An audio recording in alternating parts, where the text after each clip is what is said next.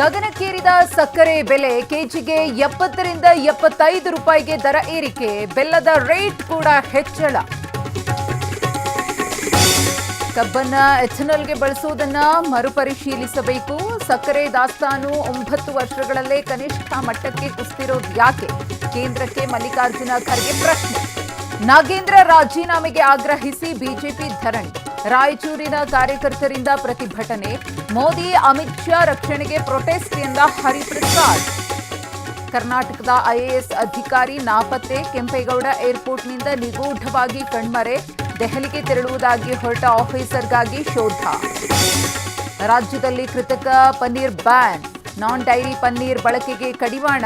ಕೃತಕವಾಗಿ ತಯಾರಾಗುವ ಎಲ್ಲವೂ ರಾಜ್ಯದಲ್ಲಿ ಬ್ಯಾನ್ ಅಂದ್ರು ಖಾದರ್. ಮೈಸೂರಿನಲ್ಲಿ TV nine real estate expo. Sharanya farms ಸಹಯೋಗದೊಂದಿಗೆ ಆಯೋಜನೆ. ಇಂದು ಮತ್ತು ನಾಳೆ ಗ್ರಾಹಕರಿಗೆ ಬಂಪರ್.